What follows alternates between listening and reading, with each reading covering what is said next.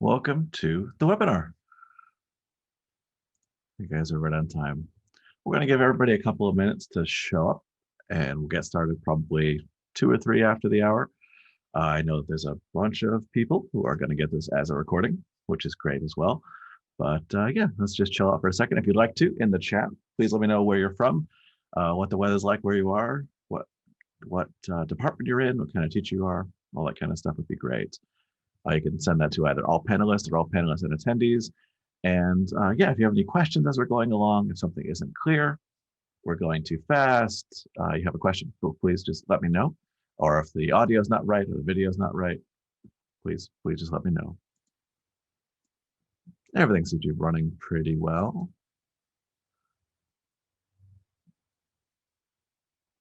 Yeah.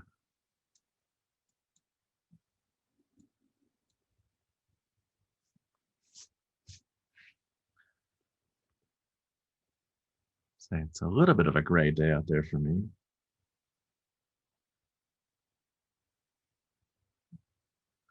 Here it's very cold in the middle of the country right now.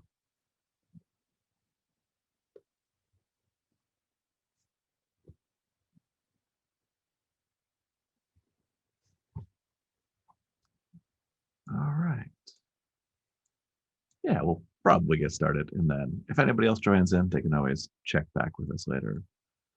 Again, I have my chat open. So if you want to stop, ask any questions, something's not clear, please let me know. This is a lot of information all at the same time. All of these things are supported with a series of documents and videos and tutorials and support from me. So feel free to, yeah, I hear, I hear there's a lot of snow going on out there. Yeah, feel free to let us know and circle back. And anything that's not clear, we'll take some time and make sure you're up to speed. During this webinar, we're going to go over 4 big parts. Your membership and what comes with it. We want to make sure that you're taking full advantage of all of those parts. We're going to take a longer look at the Unruly app, just so you have an idea what all the parts and features are. A few classroom resources that we have available and how you might use them in a lesson or in your classroom. And then the next steps in your onboarding journey that we hope to take with you. My name is Ryan. I'm your Unruly Experience and Support Director, manager, that is. That means I'm your first stop, and we're going to take you through the first steps and the very beginning of what Splats are. Emily is our school success head, and she is your longer term and has some of the more broad responsibilities. And then Tuan is our community manager, who will be with you along the way as well, helping make content and make sure that you're always getting the things that you need and making fun packs for the future. What's in your membership? So your membership isn't just access to the hardware and the software. Your membership includes a lot of bits and pieces. The warranty on the Splats, so you don't need to worry about the physical hardware itself. Those are taken care of. Support and coaching like we're doing now, and then our future one-on-one meetings, any meetings after that, those are included. Coaching through email, really any form of communication that you have, please, we're here to help. Data on how your Splats are being used and how your students are performing with them, or even across your whole school. The Splats themselves are part of your membership, so don't forget those physical Splats. Hopefully you've gotten a chance to play with them. The app, our new app 2.0, is available both iOS and on the Chrome browser. And then a lot of content. So we have a lot of activity packs and different pieces of content that you can download and try for yourself or incorporate into your own activities. Just had somebody pop in and out. Feel free to leave in the chat where you're from, or if you have any questions or something's not quite right. So what do we mean by coaching? So coaching can mean a lot of different things in a lot of different scenarios. There's game design. We do this quite regularly, helping you or your students make an idea become reality in block coding. Curriculum support, if you need a scope and sequence built, help integrating Splats into your existing curriculum, anything like that, we can help you with those things. Program support, so if you have larger cross-curricular programs, learner programs, community events, any kind of school-wide things you'd like to try and set up, we can help set those up. And just learning block coding in general. If this is your first time block coding at all, you need support with specific concepts or other ideas along the way. Really, the one-on-one coding help is what we do. It's what we're here for.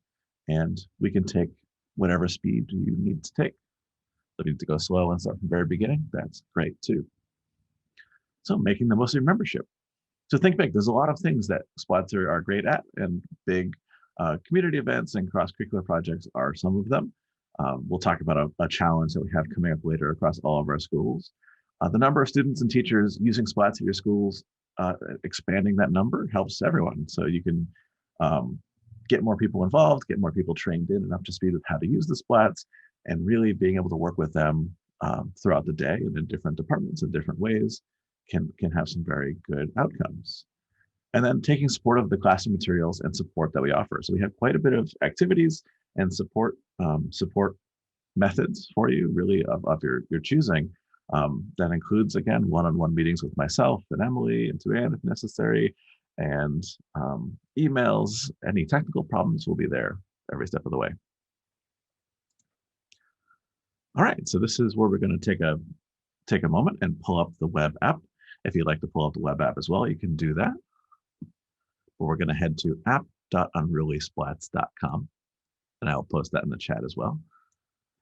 Just drag this over.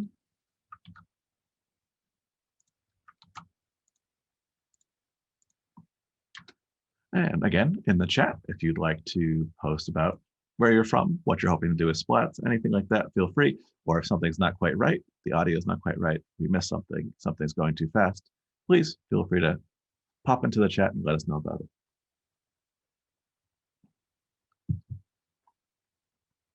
So when you head to app.unrulysplats.com, you're greeted by this login page.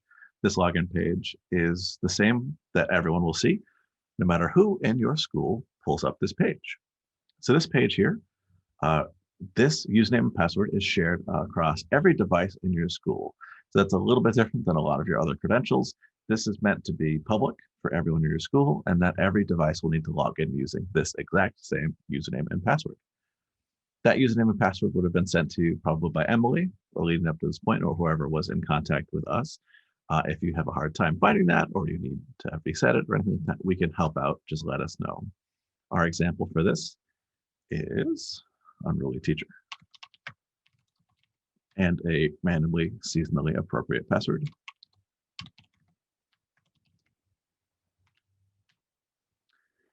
This is very important to have students double check their username and password when they go to log in. We had some problems early on with misspelling the username and password, making students think that the app wasn't working or not logging in. Maybe we'll see what that looks like. We got it that time. Again, if you just showed up in the chat, we didn't go over too much leading into this. We're just going through the app now. If you have any questions or you want to slow down or revisit anything, feel free. This is being recorded and you will receive a copy of that recording, as well as a lot of different resources that go over this material as well. All right, so this account, as you can see, has lots of profiles in it. Every single student, user, teacher, everyone who uses Splats into your account will have their own profile. These profiles are generated by clicking this Create a New Profile button right down here. The first time you log into your Splats, this will be a blank white screen. There won't be any profiles there, which can be a little bit startling. Once the profiles are populated, and there's lots of different ones there, you can sort them by a few different ways. And after we go through this, you might understand why you can sort them this way. You can sort them by when they were most recently created, what color that profile is, and then what letters alphabetically that profile has. Another thing you might have noticed that you would notice by looking at the screen is that all of these profiles are 2 randomly generated words. So there's a few different reasons for that, but the main one is that each one of these profiles is generated using a secure method that can't have personal information added into it. So these profiles each are 2 randomly generated words, and everyone is on the same playing field, and you can't have personal identifying information stored in the servers. This is with our privacy policy to help protect students and teachers and every user of the app that we have. So when you create a new profile, you're welcomed by this screen, and there's a refresh button. So students and yourself can just click refresh and find when that works for you. We usually find a great one every time. Goldfly sounds good to me. This color selector down at the bottom is one of the ways that we use to delineate different classrooms or different periods or anything like that. So say your classroom is pink and you decided that everyone in that class will be a pink profile. You would all have a pink profile. Say the next class would be yellow, they would all click yellow. The next class would be green, they would all click green. So again, every profile under your account is 2 different randomly generated words and looks exactly the same. So you might think that that is extremely difficult to keep track of, and it could be, but we have a couple of different ways that you could go about keeping track. So this is one that we have made for you. As students are making the profiles, you could keep track however you think works best for you and your students. Me personally, this was what I thought of when I thought of having a profile tracker. The student name, the profile name, what color that profile should be, what classroom that profile belongs to, maybe what period, and then another couple pieces of information that are completely up to you. So this piece of tracker right here is available on the portal for download as one of our classroom resources. We will get to that later and show you what that looks like. But for the moment, let's get back to creating a profile. I see there's a couple more of you who may have just joined. We just got started. We're taking a look at the web app 2.0, which is at app.unrulysplats.com, which might be in the chat. I can maybe link it again as well. If you'd like to follow along, you can do that. If not, there'll be a recording, and you can take a look at that recording later, as well as all the resources in the portal, which will help you through all of these steps as well. So we started our profile, we picked the name that we wanted the best, and let's say our class is a yellow class. Let's get started. And we realize that this is a lot all at the same time. So if for any reason you want to slow down, something's not clear, you need to revisit something, let us know. Hit me in the chat right there. We will stop it and make sure it's clear. But we're going to keep carrying on. So this is the welcome screen / like the home screen for our web app. This looks very similar in the iPad app, and it's where you'll do all of your splatting. On the very left-hand side, this is the command center. This is where you have little representations of your splats. This is where you'll connect and disconnect your splats using these icons here. And then you can see your stopwatch in the top left-hand corner. You can ID your physical splats. So say you have 6 splats all in a row and you need to tell which one is which, you would use that ID button there. And then this run button will start your program. So when you have your physical splats ready, you would grab one, flip the switch on the back, and then click this little switch right here. In fact, let me grab one. We can try and see what that looks like.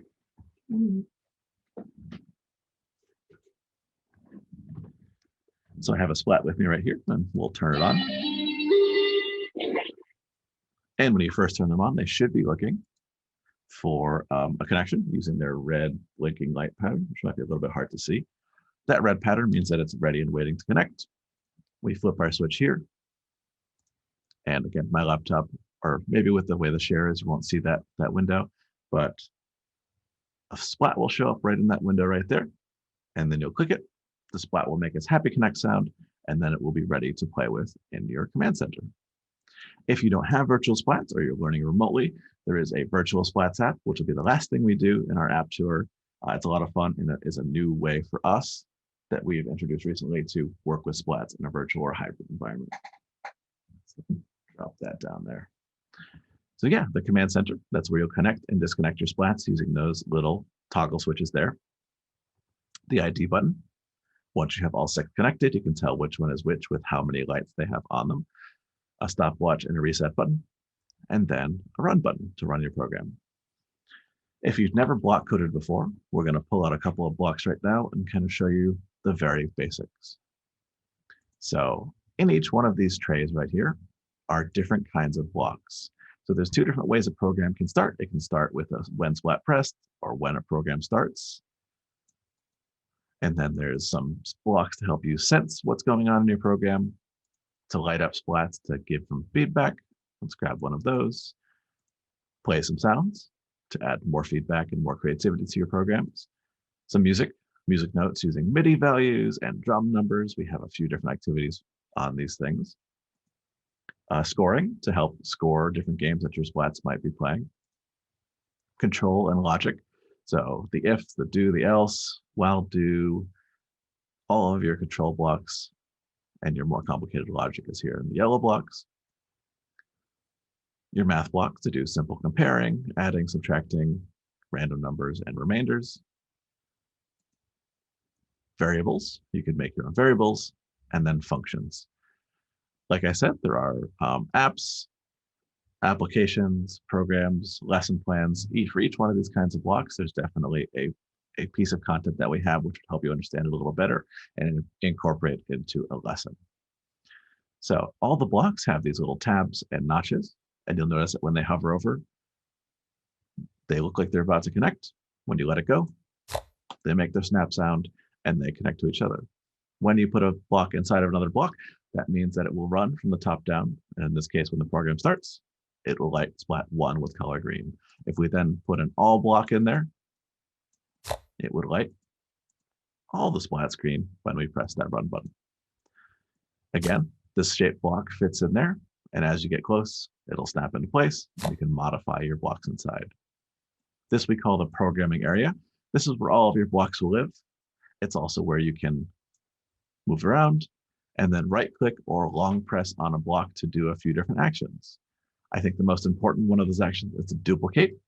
So if you have a program in mind that uses a lot of complicated blocks and you spend a lot of time setting them up and you need to copy and paste them along the way, you can just right-click or long press and duplicate them to add more into your program. In the bottom right is our trash. And then if we click anywhere that's not a block, we have an undo and redo button, as well as a collapse and uncollapse to get things closed and clearer when you need them to be. And a delete and a disable. So if you're trying out a block and you just want to turn it off for a moment, you can disable it as well. Again, if you have any questions, I realize that this is a lot of information all at the same time. Please let me know in the chat. We can stop and hop back over something. If not, we'll keep rolling. And there's a recording of this as well as all of the content that we're going to talk about towards the second half of the webinar. Like in the bottom right-hand corner, there's our trash, our zoom, so that we can see our blocks a little bit better or fit more on the screen. And then a centering button so we can not get lost if we go too far out. In the top right-hand corner, we have a few different options. Let's talk about the ability to save and export programs first. So when you're working on your program, a very important part of that work is to save your program. Every program needs a title. So let's give this one a title. And then these other boxes are to describe and tell the rules of how your project should work. In this case, it could use 6 or more splats. It could have 1 or more players, and then it would have a description. This could be the rules for your game. It could be a bug that you have that you're trying to fix. It could be a request for help. Anything like that can go in the description box and will be saved along with your project. When you click the save button here, it does this chat. It saves your project and then also puts the title of your project down in the bottom right-hand corner. So it's important to note that that bottom right-hand corner title, that's a good way to know that you've saved your project. When you save your project, that will show up. It's always good to double check that it's there. When you click the save button, it saves a copy of your project locally. So it'll be on the device that you're working on. We have a feature called the Game Locker, which we'll get to in a moment, that will sync that project to the cloud and it'll always be there when you log in.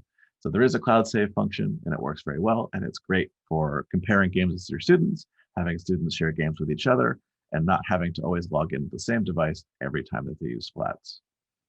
The other function of our save button here is an export function. So when you click the export blocks button, it makes a little file in your downloads folder, which is all the information for your blocks.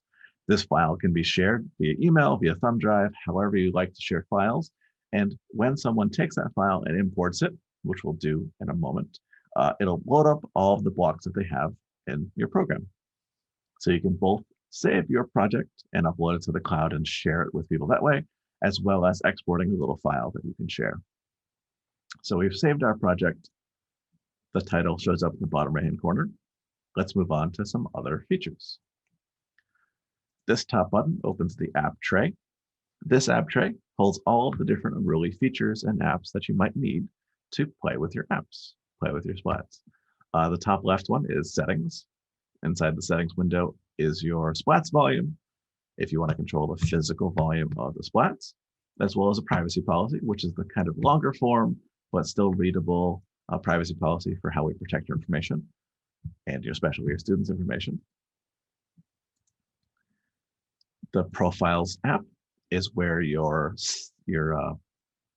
different counts are kept. So if you're curious about how many times a student has been using their stumps, how many blocks they've used, how many projects they've made, that's where that information lives.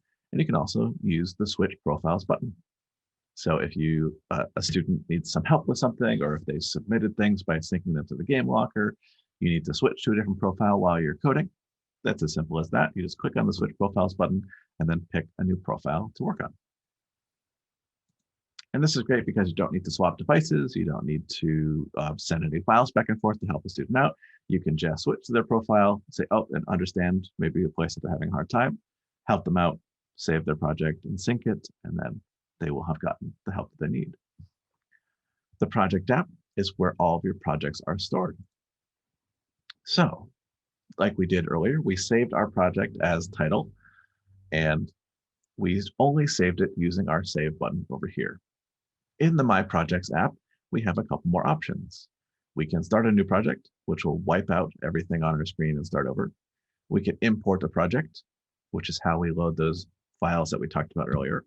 And then we can sync to Game Locker. So that's how we share to the cloud. You'll notice both the sync to Game Locker button and our title button here, title dot, are yellow. That means that you've either made changes or started a new project and saved it, but haven't synced to the Game Locker. So the yellow button means that you still need to sync, and you do that just by clicking. When you click the Sync to Game Locker button, it should take a second and turn green, as well as any of your programs that have been modified. Once all of your programs are green and the Sync to Game Locker button is green, that means your programs are backed up. Your projects will be available no matter what device you hop onto. So this is very good because it lets you switch back and forth the profiles and do a lot of things that we talked about. Let's take a look at the Import a Project button very quickly. So when you click Import, it'll bring up a system window. This will look different depending on what system you're using. In my case, this is Windows. And let's import some blocks. We have a voting pack coming up very soon. So let's import what that looks like.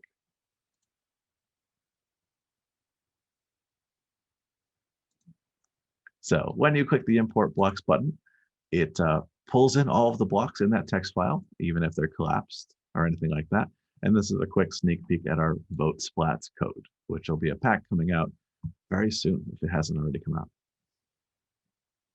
This is a very good, it's a very simple piece of code, which alongside our pack will go through the different types of voting, and especially here in the US, the Electoral College and ranked choice voting, which was a lot of fun to make.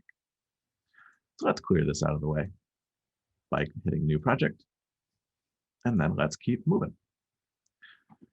There's a few more things left. Let's start with games and examples. So like our packs have always had, or our apps have always had, the games and examples loaded in are very useful. So our games and examples are split up into different activity types, different numbers of splats that they need, different numbers of players that they could use, and then a rough idea of how complicated they are to code. So let's say we're looking for an active game. We can hop into the active tab, and let's go with race in place. So when you click on one of our little examples, it gives you an idea of the rules and the setup and this little window here. And then clicking Load Project loads in that whole project. And then if you had read the example there, you'd have a good idea of what that project looks like and how best to play that game. This is a great way to start very quickly, start with play, and get into a game as quickly as you can. Let's clear those out of the way and move on to the next thing. The tutorials pop up in a window just like this. That means that you can move it over here, get it out of the way, and still walk through the basics of Splats and the basics of block coding and what all the individual blocks do, as well as a couple of example games. In addition to the tutorials, we also have a great intro to coding pack, which I will point out when we're going through the portal a little bit later. Again, feel free to type it in the chat if you have any questions. If something's not quite right, my audio is not quite right, something's not looking good, please let me know. Next, we have the recordings feature. The recordings feature is coming very soon, but what that will let you do is, it's currently available on iOS. You can record your own custom sounds and have them play on the device or on the Splat itself. So that lets you add very fun sounds or very specific sounds and make activities and games around those sound recordings. We also have the Unruly Code of Conduct, which is a very clear, short, and readable little document, which everyone should read. Anyone who's using Splat should take a moment, read this thing, and get a good idea of how Splats work and how they should be used and the things that we believe in. Yeah, this is a great place to start with Splats as well. And last but not least is the Virtual Splats app. So to make the best use of the Virtual Splats app, let's load an example to try with the Virtual Splats app. I'm going to load one of my favorite ones, the Rainbow Keyboard. Rainbow Keyboard turns the Splats into a 6-key keyboard with a colorful addition. So once you've loaded an example, you can give it a try by running the program and seeing that it works over here in your command center. You can also click these Splats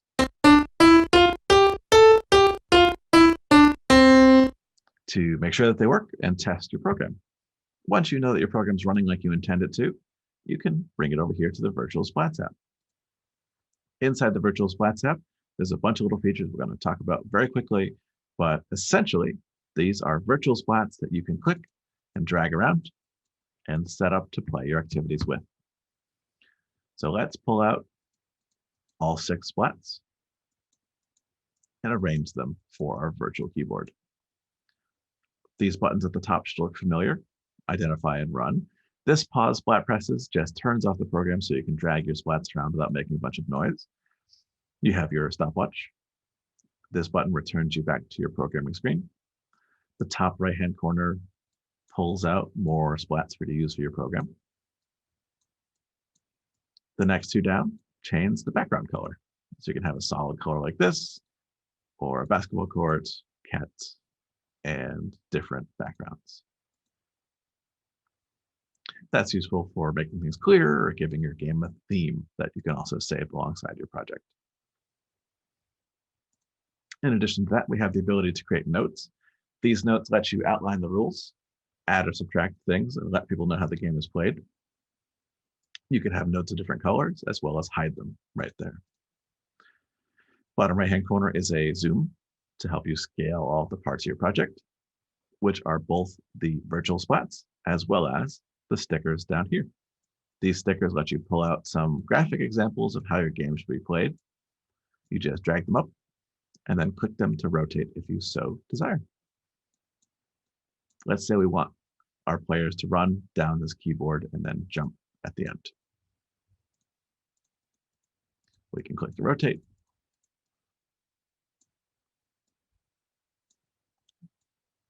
And because this is probably your first time having experienced the Splats, it's important to mention that they're very robust and you can jump and stomp and play on them to your heart's desire. And this includes adults and yourselves. So we set up our virtual Splats and some stickers. Let's click run to see what the program looks like. So I think the Rainbow Keyboard makes a little bit more sense now. What it does is cycle the colors 1 through 6 and then keep repeating them back and forth, which has a nice scrolling effect. As long as it's doing that, it's also turning them into notes.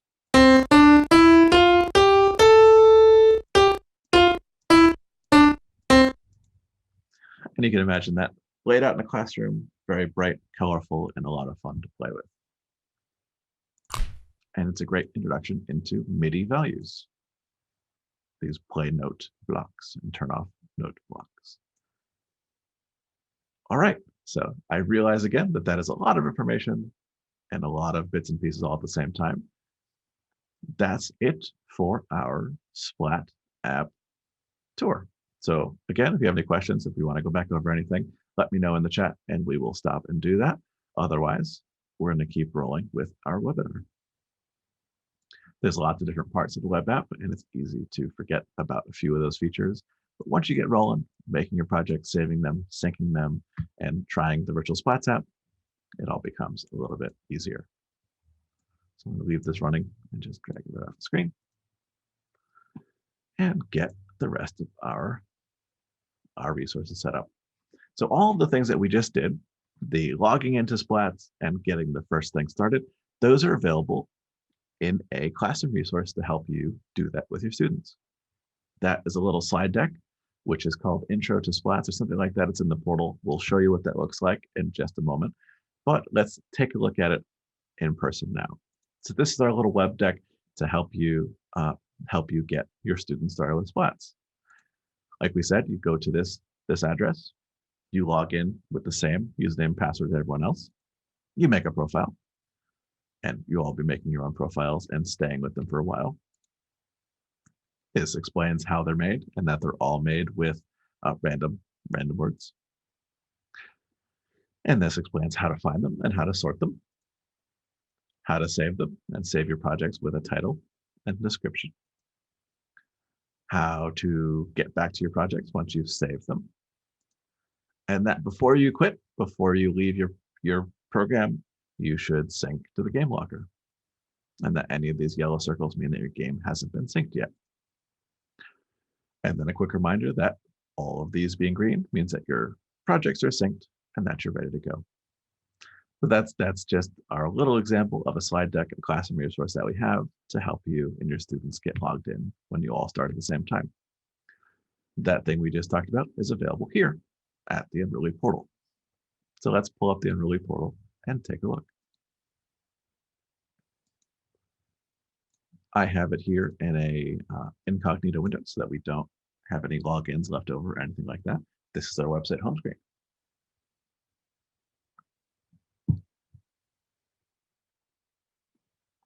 In the top right-hand corner of our website, unrulysplats.com, you can log in. And everyone in your school can do this. This is not just one login. This is anyone that you'd like to have this information. Every person that comes should start with their name and their school email and their school name. And again, every teacher can do this. This is not a one-time login or anything like that. And of course, your members, and you just log in. The next time you come back to that place, it'll be mostly logged in for you. You won't have to type in all of the things. The same is true for the Unruly app. When you're using the Unruly web app, your username and password will be saved for you. So students won't have to enter that username and password every time. It should be saved and ready to go when they log back in. This is what the Unruly portal looks like. At the very top, there's usually a spotlight, app, or activity. The spotlight of the card mode is our Fall Fitness Challenge. We will take a look at that Fall Fitness Challenge towards the end of our pack. It's something that everyone should give a shot and take a look at if that's right for where you guys are at with Splats. In addition to those spotlights, we have a couple of quick links on the side to start with Quick Start. The Quick Start bundle is a great place to start because it takes and puts together all of the great first step pieces. So there's a great infographic to help you get an idea of where you should be with Splats and how to help diagnose your problems. There's Introducing App 2.0, which is your getting connected and everything we just talked about with the app. You would want to download is Introducing Unruly 2.0 here. It's a very useful document. That slide deck that we talked about as the tool to get your students started is right here with the Getting Started for Unruly App 2.0.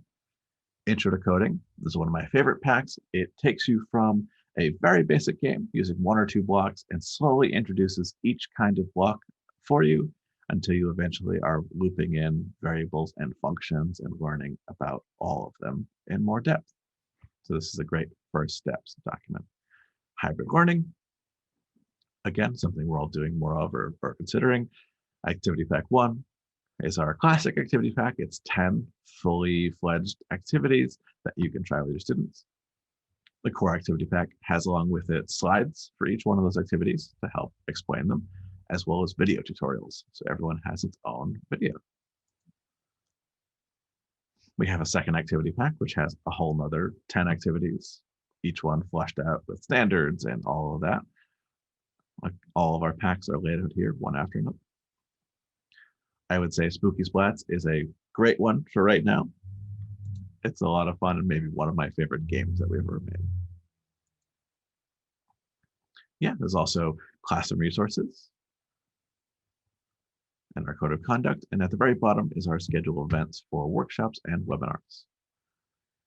Again, this is our portal.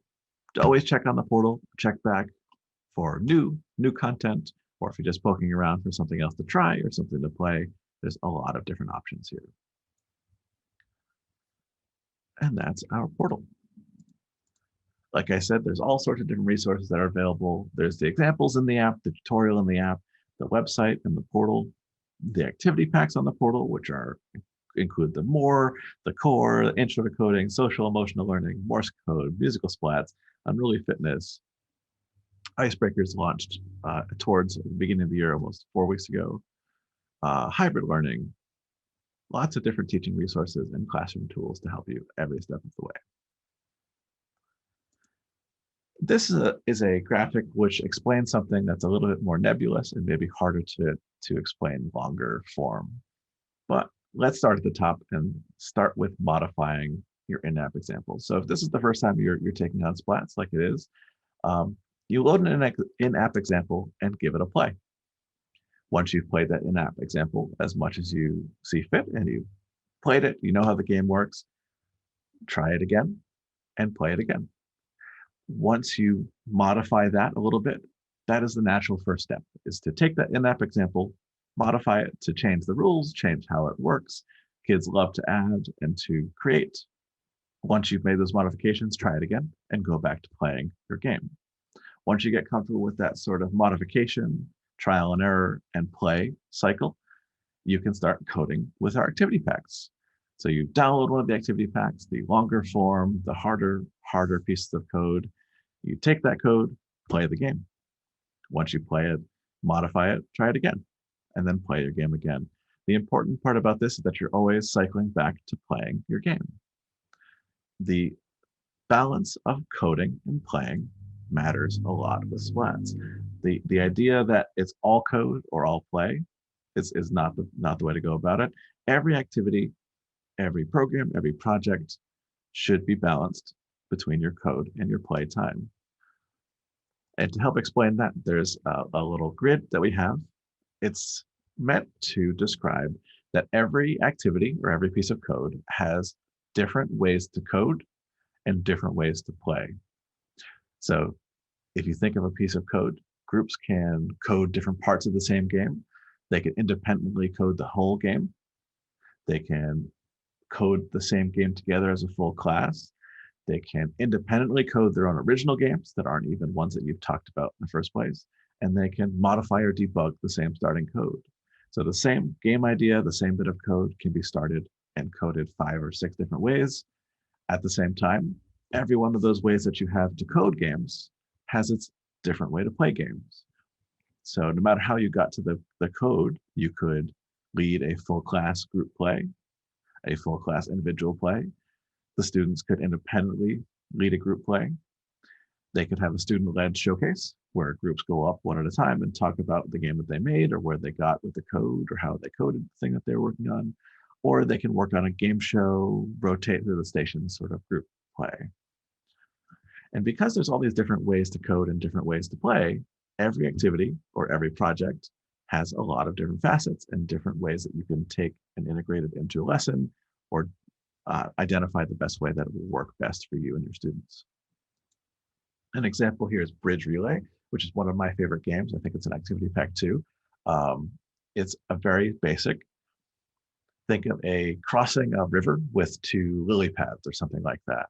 When the program starts, all the light splats turn green. You step on one splat, move the second splat further along, step on it, and then take your foot off the first one, move it further along, step on that one. And as long as you don't let go of them at the same time, as long as you don't fall off into the river, you can go as far as you want. So you start the game by setting up 2 posts, beginning and end, and this can be across a classroom, could be across a gym, but that very fun mechanic of always having to keep at least 1 foot on one of the splats and move the other one forward is a blast. If you think about that game, there are many different ways that game could be coded.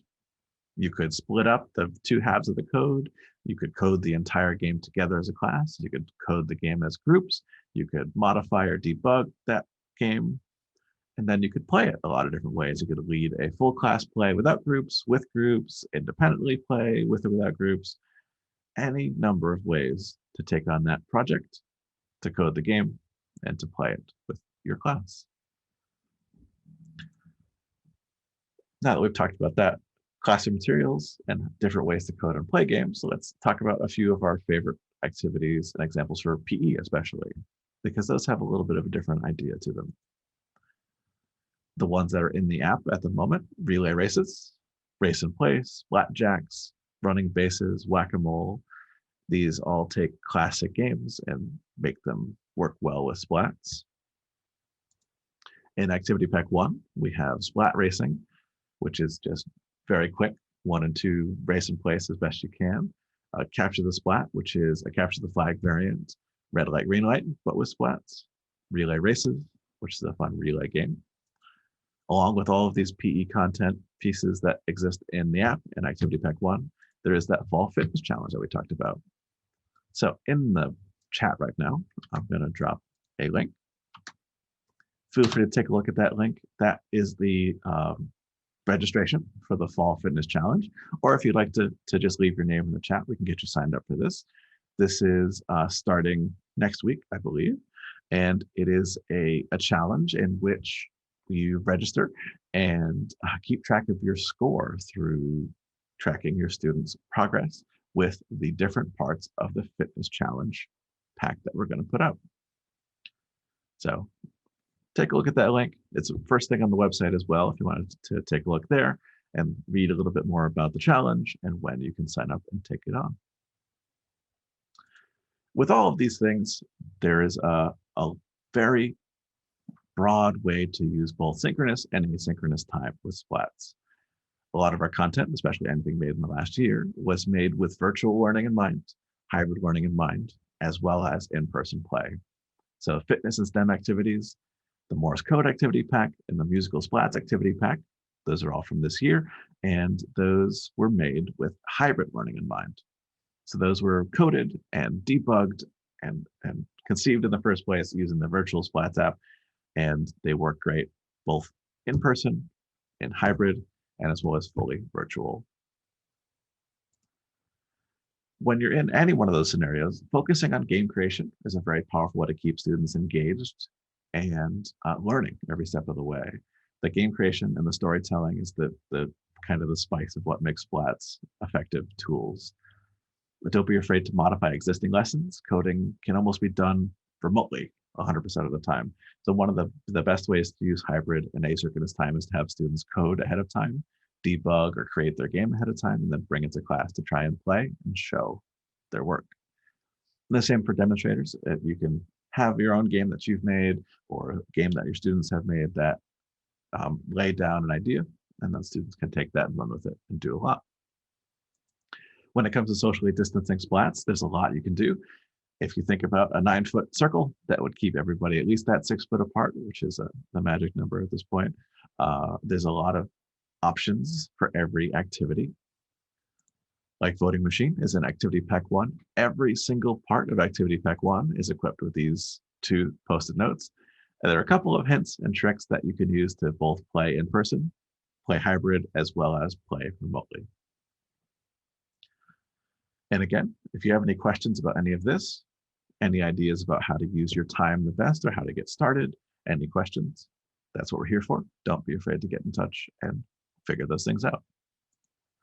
So what's next? Today is our onboarding meeting. It was a whole lot of things all at the same time, going by very quickly. We understand that. So take your time, explore the app and the portal. Over the next week, get to know them, see what the content looks like, see if you have an activity that really speaks to you. Play with the app, snap a couple of blocks together, see how they respond and change how Splats work.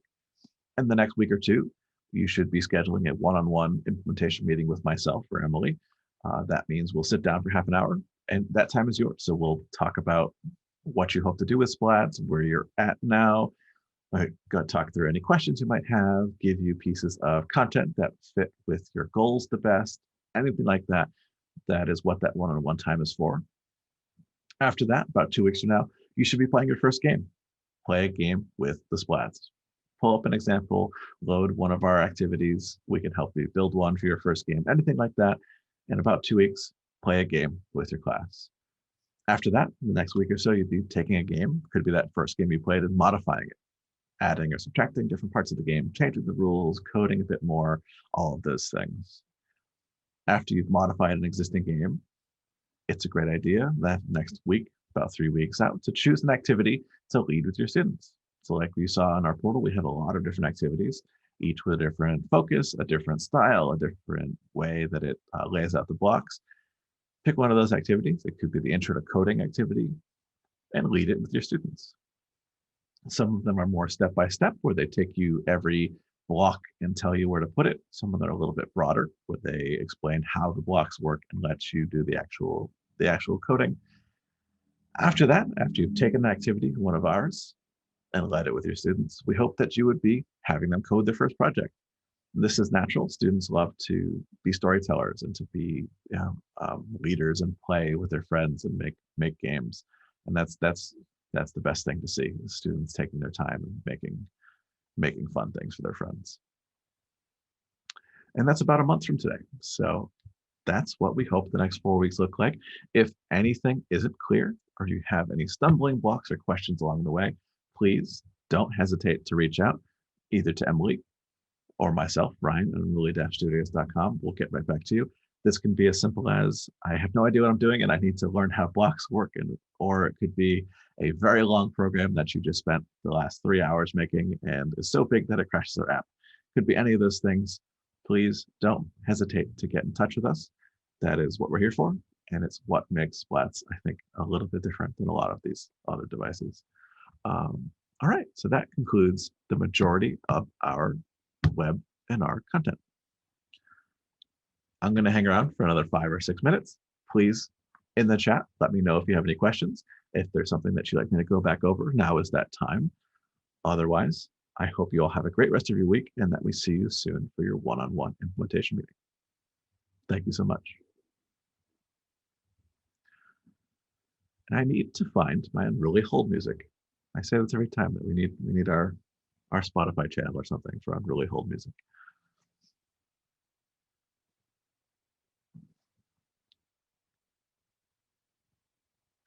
So debugging. Debugging can either be intentional or something that is a problem-solving method.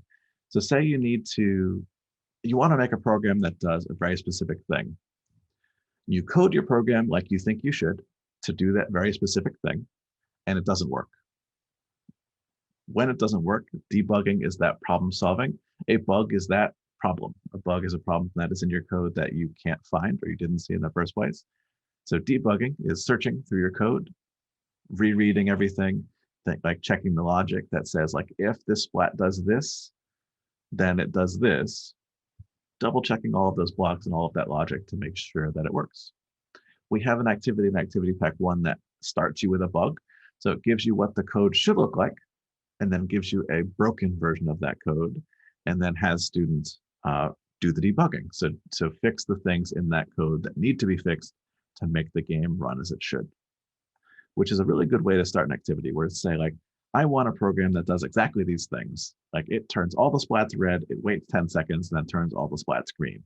And then you give them a few blocks, but not assembled correctly. So then they can do the debugging process, problem solve, and say, all right, if we want this to do this thing, how do we rearrange these blocks, and what do we need to do to fix those bugs?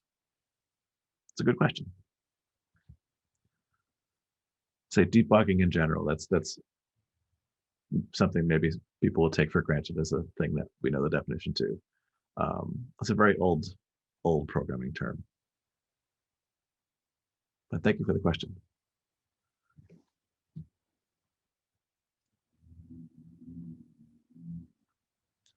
And that's very universal, right? So across programming in general, like, we debug our app, bugs show up in the app, and we deal with them as bugs. And that's true for your phone or any program that exists. Maybe we should do a rebugging. I don't know. Many bugging, some sort of bugging. Maybe next Halloween.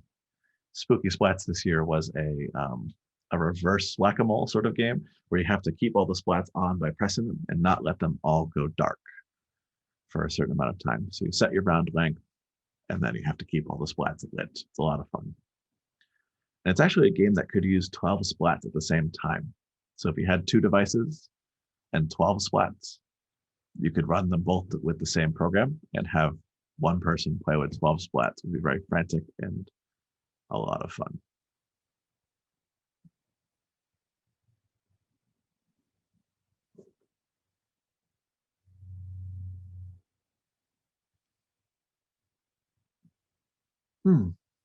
All right. So like I said, please don't hesitate to get in touch if you have any questions, and we hope to hear from you soon for your one-on-one meeting. Thank you.